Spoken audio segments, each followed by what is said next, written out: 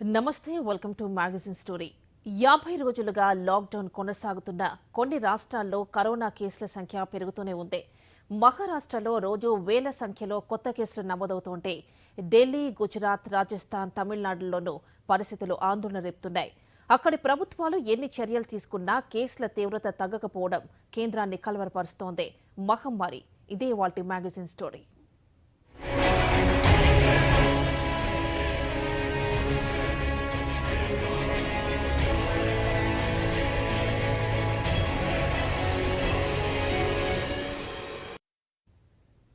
మహానగరాలపై corona పంజా విసురుతోంది.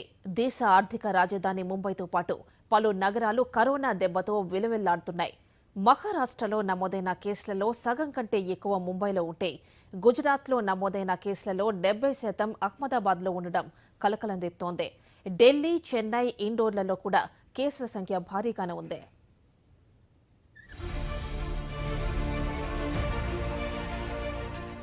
దేశవ్యాప్త లాక్డౌన్కు 50 రోజులు. మహారాష్ట్రలో కోరలు చాస్తున్న వైరస్. రోజురోజుకు పెరుగుతున్న కేసుల సంఖ్య. ముంబైలోనే 16,000కు పైగా కేసులు. మొత్తం కేసుల్లో మూడో వంతు మహారాష్ట్రలోనే. సెకండ్, థర్డ్ ప్లేసుల్లో గుజరాత్, తమిళనాడు. ఢిల్లీ, రాజస్థాన్, మధ్యప్రదేశ్లోనూ భారీగా పాజిటివ్ కేసులు.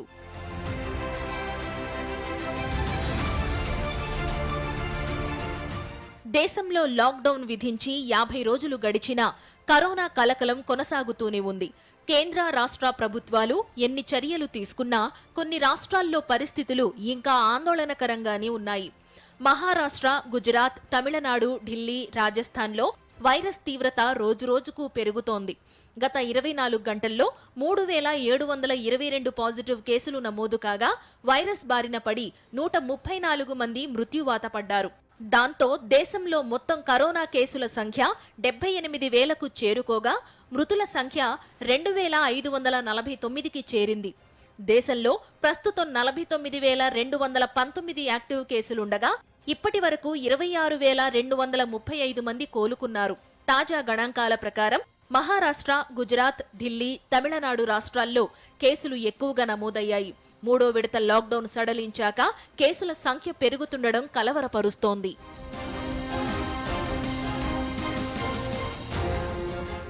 గత వారం రోజులుగా కొన్ని రాష్ట్రాల్లో కేసుల సంఖ్య పెరుగుతుంటే మరికొన్ని రాష్ట్రాల్లో తీవ్రత క్రమంగా తగ్గుతోంది.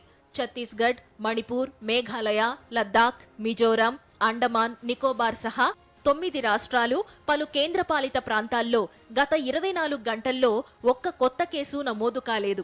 సిక్కిం, నాగాలాండ్, డయ్యూ డామన్, లక్షద్వీప్లోనైతే ఇప్పటి వరకు కేసులేమీ నమోదు కాకపోవడం ఊరటనిస్తోంది. లాక్డౌన్ను పకడ్బందీగా అమలు చేసిన రాష్ట్రాల్లో కేసుల సంఖ్య క్రమంగా తగ్గుతోంది. ప్రస్తుతం మరణాల రేటు 3.2% ఉంటే రికవరీ రేటు 33% దాటడం శుభపరిణామంగా వైద్య నిపుణులు విశ్లేషిస్తున్నారు. వలస కార్మికులు స్వస్థలాలకు వెళ్లేందుకు కేంద్ర ప్రభుత్వం ఇటీవల గ్రీన్ సిగ్నల్ ఇవ్వడంతో వారంతా స్వస్థలాలకు చేరుకుంటున్నారు. దాంతో ఆయా రాష్ట్రాల్లో కొత్త కేసులు నమోదవుతుండడం కలకలం రేపుతోంది. సామాజిక దూరం పాటించకుండా లారీలు, ట్రక్కుల్లో పరిమితికి మించి ప్రయాణించడం వలన కూలీలు వైరస్ బారిన పడడానికి కారణాలుగా డాక్టర్లు చెబుతున్నారు. గత 24 గంటల్లో మహారాష్ట్ర, తమిళనాడు, గుజరాత్, ఢిల్లీ, రాజస్థాన్లో పెద్ద సంఖ్యలో కేసులు నమోదు కావడంపై ఆందోళన వ్యక్తమవుతోంది.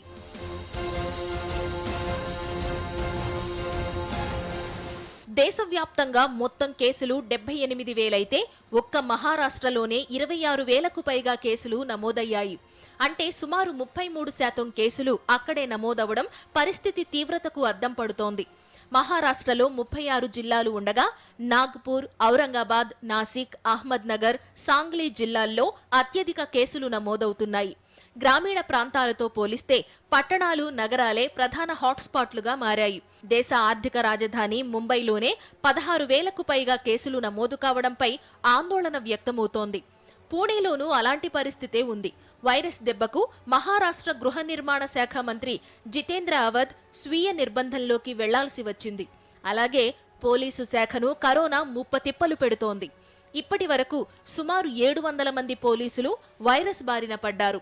ముఖ్యమంత్రి ఉద్ధవ్ ఠాక్రే భద్రతా సిబ్బందికి కరోనా సెగ తగలడంతో సెక్యూరిటీగా ఉన్న 170 మంది పోలీసులు, ఇతర అధికారులు క్వారంటైన్కు వెళ్లారు. ముఖ్యమంత్రి ఉద్ధవ్ ఠాక్రే నివాస భవనమున్న మాతోశ్రీ సమీపంలో ఓ చాయ్ వాలాకి కరోనా సోకడంతో భద్రతా సిబ్బందికి పాజిటివ్ వచ్చింది. ముఖ్యంగా ముంబై నగరంలోని ధారావి ప్రాంతంలో వైరస్ తీవ్రత ఎక్కువగా ఉండడం రాష్ట్ర ప్రభుత్వానికి ఇబ్బందిగా మారింది.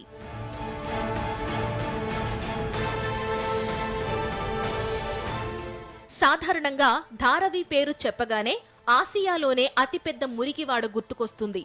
కేవలం 2.5 చదరపు కిలోమీటర్ల అతి తక్కువ విస్తీర్ణంలో ఏకంగా 10 లక్షల మంది జీవిస్తుండటంతో వైరస్ తీవ్రత రోజురోజుకు పెరుగుతోంది.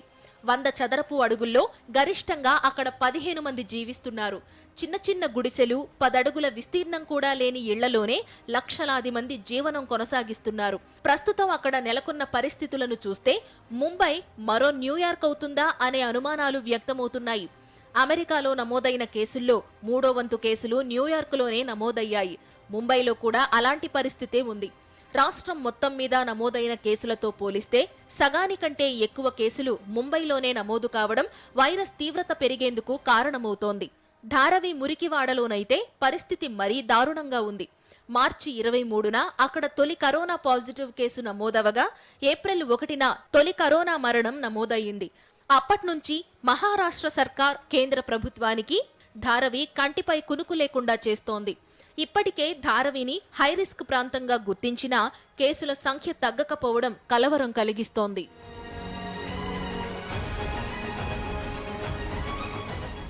ముంబైలో ఇప్పటి వరకు 16,000 కేసులు నమోదైతే ధారావిలోనే 1,100 మంది వైరస్ బారిన పడ్డారు.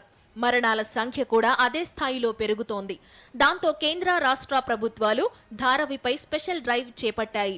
274 మంది సామాజిక పారిశుద్ధ్య కార్యకర్తలు, 200 మందితో కూడిన 6 వైద్య బృందాలు ధారావిలో పనిచేస్తున్నాయి. 300 పడకలతో స్థానికంగా ఐసోలేషన్ వార్డు ఏర్పాటు చేసి కరోనా లక్షణాలు బయటపడ్డ వారిని వెంటనే అక్కడికి తరలిస్తున్నారు. ముఖ్యంగా హైరిస్క్ ఉన్న ప్రాంతంలో కరోనాను నియంత్రించేందుకు అధికార యంత్రాంగం ఎన్ని ప్రయత్నాలు చేస్తున్నా జనసాంద్రత ప్రధాన అడ్డంకిగా మారింది. 2 తెలుగు రాష్ట్రాలకు చెందిన వారే ధారావిలో 25,000 మందికి పైగా ఉన్నారు. మిగతా రాష్ట్రాల వారు పెద్ద సంఖ్యలో ఉన్న ధారావి నిరుపేద జనభారతావనికి సజీవ సాక్ష్యంగా నిలుస్తోంది. పేదరికానికి కేరాఫ్ గా చెప్పుకునే ధారావి సుమారు 528 ఎకరాల్లో విస్తరించి ఉంది. పశ్చిమ రైల్వే మార్గం, సెంట్రల్ రైల్వే మార్గాల మధ్య ఈ ప్రాంతం విస్తరించి ఉంటుంది. ఉత్తర భారతదేశంలోని అన్ని రాష్ట్రాల వలస కార్మికులతో పాటు తమిళనాడు, కర్ణాటక, ఆంధ్ర, తెలంగాణకు చెందిన ప్రజలు కూడా పెద్ద సంఖ్యలో అక్కడ ఉన్నారు. అధికారికంగా 10 లక్షల జనాభా ఉందని చెబుతున్నా అనధికారికంగా 12 లక్షలకు పైనే ఉంటారని అంచనా. అనేక చిన్న చిన్న పరిశ్రమలు, వాటిలో పనిచేసే కార్మికులు అక్కడే నివాసం ఉంటారు. అదే ఇప్పుడు తీవ్ర సమస్యలకు దారితీస్తోంది.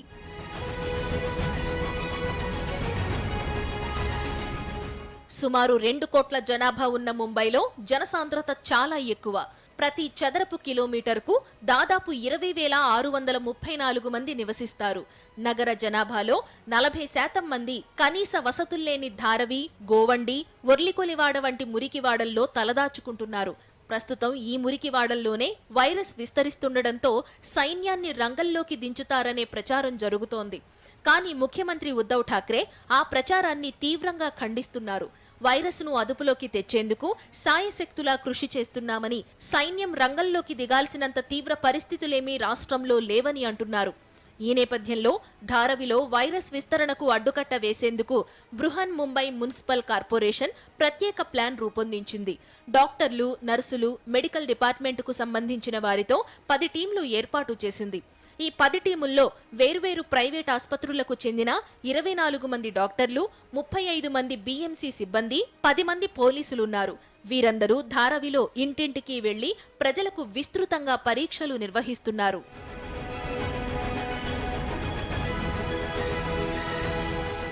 వాస్తవానికి దేశంలో ఎక్కడా లేనటువంటి వైద్య సౌకర్యాలు ముంబైలో ఉన్నాయి. కానీ సరైన సమయంలో సరైన రీతిలో స్పందించకపోవడంతో పరిస్థితి తీవ్ర రూపం దాల్చింది. కరోనాపై పోరాటంలో విజయం సాధించాలంటే 4 టీలు అంటే ట్రాక్, ట్రేస్, టెస్ట్, ట్రీట్ పద్ధతులను అమలు చేయాలి. ఈ విషయంలో ఉద్ధవ్ ఠాక్రే ప్రభుత్వంపై తీవ్ర స్థాయిలో విమర్శలు వెల్లువెత్తుతున్నాయి. దేశవ్యాప్తంగా జరిగే నిర్ధారణ పరీక్షల్లో కనీసం 20% కూడా మహారాష్ట్రలో జరగడం లేదు. దానికి తోడు మహారాష్ట్ర నుంచి మర్కజ్ సమావేశాలకు వెళ్లి వచ్చిన వారిని పూర్తి స్థాయిలో గుర్తించలేకపోయారు. ఈ కారణంగా వైరస్ తీవ్రత అత్యధికంగా పెరుగుతోంది. ఓవైపు కేసుల తీవ్రత పెరుగుతుంటే మరోవైపు ముఖ్యమంత్రి మంత్రుల మధ్య సమన్వయ లోపం కొట్టొచ్చినట్లు కనిపిస్తోంది. పైగా ముఖ్యమంత్రికి పరిపాలనా అనుభవం లేకపోవడం పెద్ద మైనస్ గా మారింది. ముఖ్యమంత్రి ఉద్ధవ్ ఠాక్రే శివసేనకు చెందిన వ్యక్తి అయితే ఆరోగ్య, హోంశాఖల మంత్రులు ఎన్సీపీకి చెందినవారు. దాంతో వైరస్ నియంత్రణకు అవసరమైన చర్యలు అనుకున్న రీతిలో సాగడం లేదు. ప్రభుత్వ శాఖల మధ్య సమన్వయం లోపించడం, తక్కువ స్థాయిలో పరీక్షలు చేస్తుండడం వల్ల కేసుల సంఖ్య భారీగా పెరుగుతోంది. మహారాష్ట్రతో పాటే మిగతా రాష్ట్రాల్లో తొలి కేసు నమోదైనా ఆయా రాష్ట్రాలు మెరుగైన పనితీరును కనబరిచి వైరస్ విస్తరణకు బ్రేక్ వేయడంలో చెప్పుకోదగ్గ పురోగతి సాధించాయి. కానీ మహారాష్ట్రలో అలాంటి పరిస్థితి లేదు. దానివల్లే కేసులు, మరణాల సంఖ్య రోజురోజుకు పెరుగుతోంది. విపక్షాలు కూడా అదే అంశాన్ని ప్రధానంగా ప్రస్తావిస్తున్నాయి.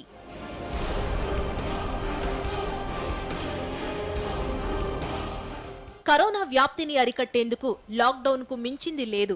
కానీ మహారాష్ట్రలో ఏ దశలోనూ లాక్డౌన్ సరిగా అమలు కాలేదు. దేశంలోని మిగతా రాష్ట్రాలు ఏప్రిల్ 20 వరకు సంపూర్ణ లాక్డౌన్ను అమలు చేసినా మహారాష్ట్రలో అలా జరగలేదు. విచ్చలవిడిగా నిబంధనలను ఉల్లంఘించడం సమస్య తీవ్రతను పెంచిందనే ఆరోపణలు వినిపిస్తున్నాయి. అయితే ప్రభుత్వం ఆ ఆరోపణలను కొట్టిపారేస్తోంది. వైరస్ కు బ్రేక్ వేసేందుకు తాము అన్ని రకాల చర్యలు తీసుకున్నా వలస కార్మికుల కారణంగా పరిస్థితులు అదుపులోకి రావడం లేదని చెబుతూ వస్తోంది. వైరస్ ను ఇప్పటికిప్పుడు పూర్తి స్థాయిలో అదుపు చేసే పరిస్థితి లేకపోయినా కనిష్ట స్థాయికి తగ్గించేందుకు రాష్ట్ర ప్రభుత్వం తీవ్రంగా శ్రమిస్తోంది.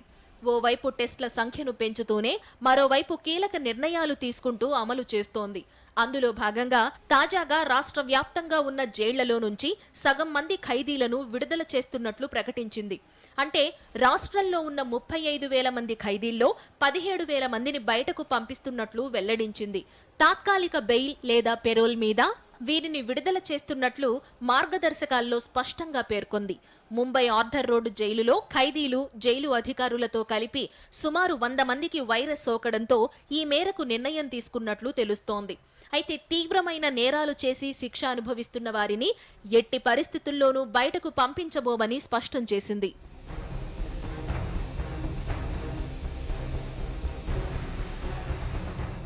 మొత్తానికి 50 రోజుల లాక్డౌన్ కొంత సత్ఫలితాలనిచ్చినా మహారాష్ట్ర, గుజరాత్, తమిళనాడు, ఢిల్లీలో కేసుల సంఖ్య పెరుగుతుండడంపై ఆందోళన వ్యక్తమవుతోంది.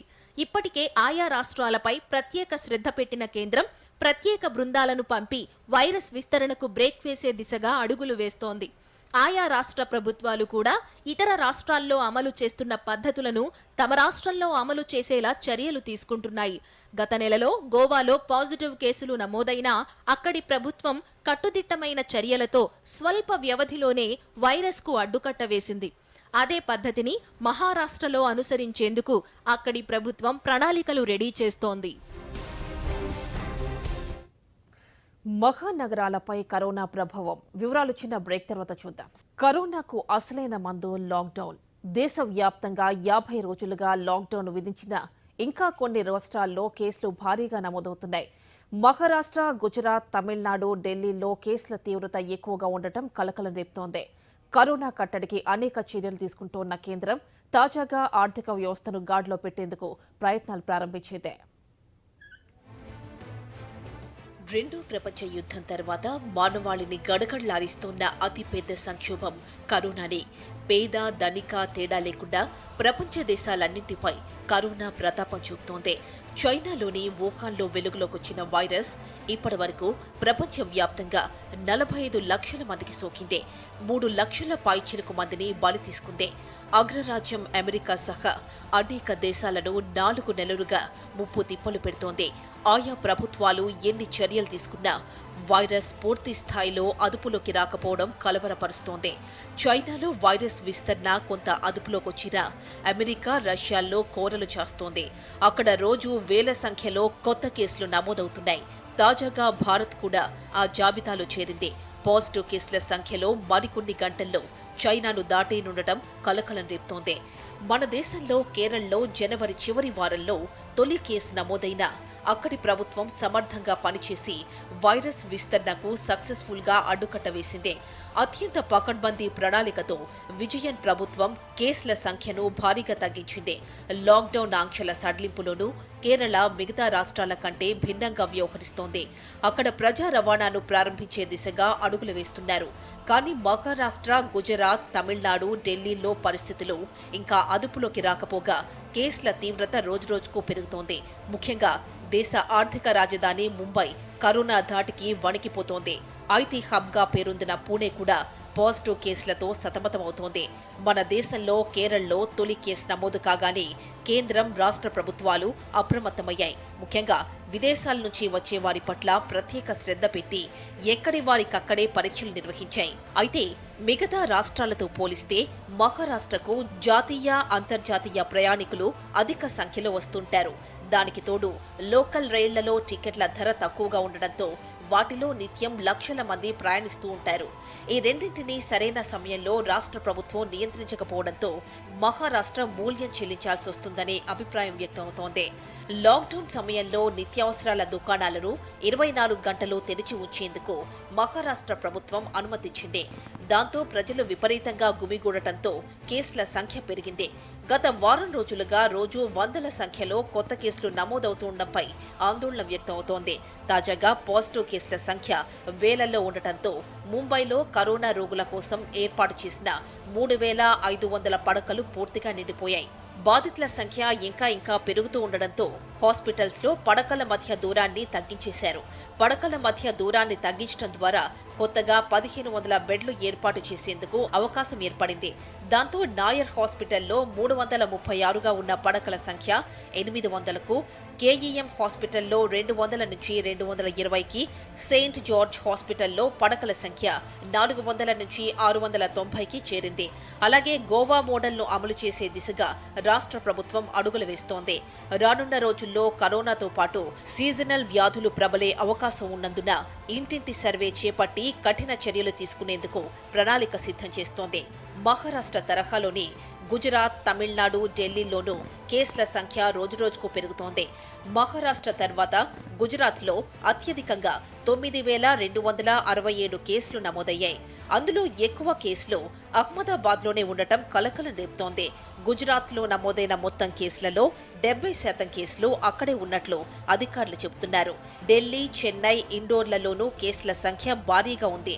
మిగతా నగరాలతో పోలిస్తే ఈ నగరాల్లోనే కేసులు ఎక్కువగా నమోదవుతుండడం ఆయా రాష్ట్రాల్ని ఆందోళనకు గురిచేస్తోంది. లాక్డౌన్ అమలులో ఉన్న సమయంలోనే కేసులు అదుపులోకి రాకపోతే మరిన్ని సడలింపులిస్తే పరిస్థితి ఏంటని నిపుణులు ప్రశ్నిస్తున్నారు. మార్చి 24న తొలిసారి లాక్డౌన్ ప్రకటించిన కేంద్రం ఆ తర్వాత 2 విడతల్లో అనేక సడలింపులిచ్చింది. మరో 2-3 రోజుల్లో మరిన్ని సడలింపులను ప్రకటించే దిశగా వ్యూహ రచన చేస్తోంది. లాక్డౌన్ కారణంగా 50 రోజుల పాటు ప్రజా రవాణా స్తంభించింది. బస్లు, రైళ్లు, విమానాలను రద్దు చేసిన కేంద్రం త్వరలో మళ్లీ వాటిని పునరుద్ధరించేందుకు కసరత్తు ప్రారంభించింది. ఇప్పటికే గ్రీన్ జోన్లలో 50% సామర్థ్యంతో బస్సులు నడిపేందుకు పచ్చ జెండా ఊపింది. అలాగే ఢిల్లీ నుంచి వివిధ ప్రాంతాలకు 30 రైళ్లు నడుపుతోంది. మరో వారం రోజుల్లో దేశీయ విమానాలను ప్రారంభించేందుకు ఇప్పటికే సంబంధిత అధికారులతో చర్చించింది. ఇలాంటి పరిస్థితుల్లో మహానగరాల్లో కేసుల తీవ్రత పెరగటం అటు ప్రభుత్వాలు, ఇటు వైద్య వర్గాల్లో ఆందోళనకు కారణమవుతోంది. పైగా కరోనాకు ఇప్పట్లో వ్యాక్సిన్ లేదా మందు వచ్చే అవకాశాలు కనిపించడం లేదు. సుదీర్ఘకాలం వైరస్ తో సహజీవనం చేయాల్సిందేననే అభిప్రాయాన్ని వైద్య నిపుణులు, ప్రపంచ ఆరోగ్య సంస్థ కూడా వ్యక్తం చేస్తోంది. విధిగా భౌతిక దూరం పాటిస్తూ జాగ్రత్తగా ఉండాలని, లేకుంటే కేసుల సంఖ్య మరింత పెరిగే ప్రమాదం ఉందని WHO హెచ్చరిస్తోంది. ఓవైపు కరోనా కట్టడికి అనేక చర్యలు తీసుకుంటోన్న కేంద్రం మరోవైపు ఆర్థిక వ్యవస్థను గాడిలో పెట్టే ప్రయత్నాలు చేస్తోంది. లాక్డౌన్ కారణంగా దాదాపు పరిశ్రమలన్నీ మూతపడ్డాయి. జనజీవనం పూర్తిగా స్తంభించింది. 50 రోజుల లాక్డౌన్తో ఆర్థిక వ్యవస్థకు సుమారు 20 లక్షల కోట్లకు పైగా నష్టం వాటిల్లింది. పైగా వేల మంది ఉద్యోగాలకు కోతపడే ప్రమాదం ముంచుకొస్తోంది. ఈ నేపథ్యంలో ఆర్థిక వ్యవస్థకు ఊతమిచ్చేందుకు ప్రధాని మోడీ 20 లక్షల కోట్ల ప్యాకేజ్ ప్రకటించారు. ప్రధానమంత్రి గరీబ్ కళ్యాణ్ యోజన క్రింద ఇప్పటికే 1.70 కోట్ల సహాయం అందుతోంది. దానికి తోడు 5.24 లక్షల కోట్ల వెసులుబాట్లను రిజర్వ్ బ్యాంక్ ప్రకటించింది. అలాగే చిన్న మధ్య తరహా పరిశ్రమలకు మేలు చేసేందుకు 6 లక్షల కోట్లను, తాజాగా అన్నదాతలు, వలస కార్మికులకు ఊరటనిచ్చేలా అనేక నిర్ణయాలు తీసుకుంది. రైతులు, పేదలను ఆదుకునేందుకు 9 పాయింట్ ఫార్ములాను ఆవిష్కరించింది. రానున్న రోజుల్లో మరిన్ని రంగాలకు రాయితీలు ప్రకటించేందుకు సిద్ధమవుతోంది. మిగతా దేశాలతో పోలిస్తే కరోనా అదుపులో భారత్ ముందున్నా కొన్ని రాష్ట్రాల్లో కేసుల సంఖ్య పెరగడం ఆందోళన రేపుతోంది. సాధ్యమైనంత త్వరగా కేసుల సంఖ్యను తగ్గించి ఆర్థిక వ్యవస్థను పట్టాలెక్కించడం లక్ష్యంగా కేంద్రం, రాష్ట్ర ప్రభుత్వాలు అనేక చర్యలు తీసుకుంటున్నాయి. ఆంక్షల సడలింపు కారణంగా పరిశ్రమలు ఇప్పుడిప్పుడే తెరుచుకుంటున్నాయి. మరో విడత సడలింపులతో మరిన్ని కార్యకలాపాలు ప్రారంభమవుతాయని, త్వరలోనే అన్ని సర్దుకుంటాయని నిపుణులు అంటున్నారు. అదే సమయంలో వైరస్ విస్తరణకు పూర్తి స్థాయిలో బ్రేక్ వేసేందుకు మరిన్ని పకడ్బందీ చర్యలు తీసుకోవాలని సలహా ఇస్తున్నారు. మహమ్మారి ఇది ఇవాల్టి మ్యాగజైన్ స్టోరీ. Stay tune.